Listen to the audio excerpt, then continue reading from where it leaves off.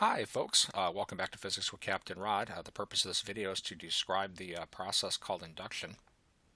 All right, so what we're looking at here, so imagine we got this metal solid conducting sphere here, and it's on this insulating stand, and then from here down is going to be the earth, and over here we've got some sort of charged insulator. Now I'm going to leave this out of the picture for now and just talk about here what's going on the right.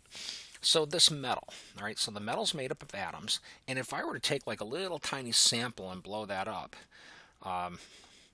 you've got positive charge throughout the sample due to the nuclei, but you also have negative charge throughout the sample due to the electrons. So you could think of any little piece of this conductor as a whole series of pluses and minuses. Right now, because it's a conductor, that means charge within it can move. Now, in reality, the charge that's always moving are the electrons. The positive charge in the conductor are in the nuclei, and these are not free to move in a solid. So in reality, what happens is the electrons are the ones that are moving. But for the purpose of visualization, it's not a bad idea to imagine that both the plus and the minuses can move. So, and in a sense, there's actually some truth to that, because when an electron moves to the right, that's basically mathematically equivalent to a positive charge moving to the left. And what actually happens is when you move an electron to the right, you're actually, in effect, putting a positive charge where the electron was, because there's this hole in the charge, so to speak. So, for the purposes of this video, try to imagine that both the pluses and the minuses are free to move. Right now, get rid of this. We don't need this anymore.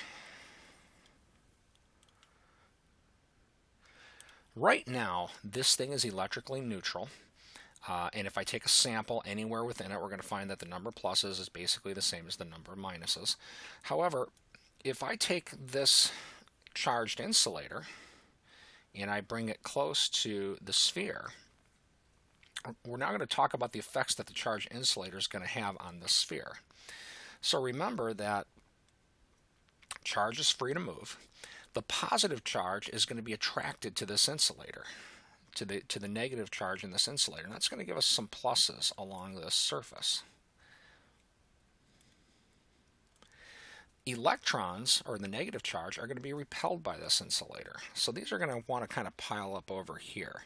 Now let me talk about kind of reality here. It's not that any of these electrons started from here and moved all the way over. When I think about charge moving through a conductor, what I imagine is this. It's kind of like, imagine thousands and thousands or even millions of dominoes that are all connected at the bottom and hinged and free to rotate. Now imagine they're connected at the top. And if I were to take these dominoes and move them in this direction, all of these dominoes would shift over. Now if you think about the very end here, the very last domino, now there's something here that wasn't there before. And now in this location where there was something, this would now be empty. So when charge shifts through an insulator or a conductor like this, it's very similar to this. When these electrons get close, all the electrons throughout this insulator tend to want to shift to the right, giving us some electrons on the right-hand side that weren't really there before. And that actually gives us kind of an imbalance now over on this surface. There are actually more electrons here than there were before. And now there's kind of a hole here where there used to be electrons and there isn't anymore, creating this positive charge at that surface. All right, let me get rid of this. All right, we don't need this anymore.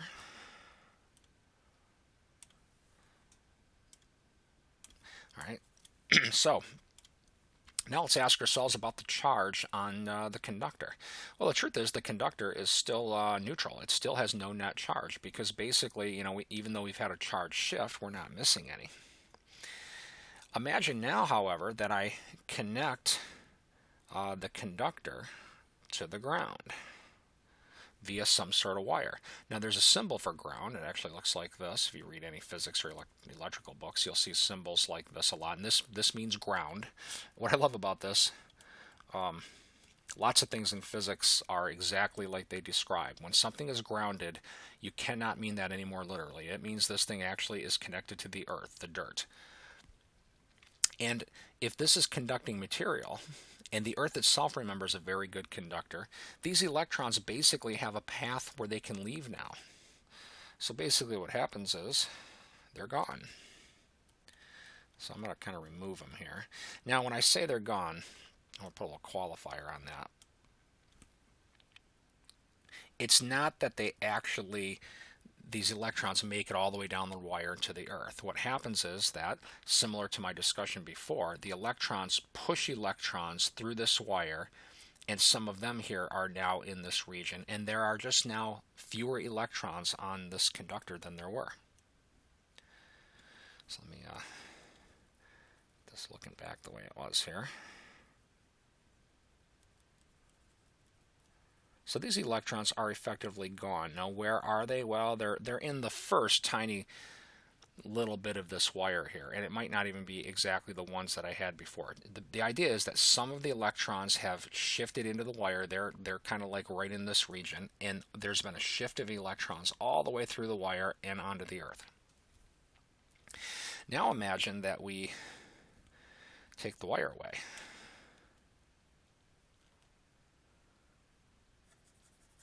Don't need this anymore. Here's what the charge distribution kind of looks like on our sphere. And now imagine we take the original insulator away. I think I'll move it and keep it around. So we remove this.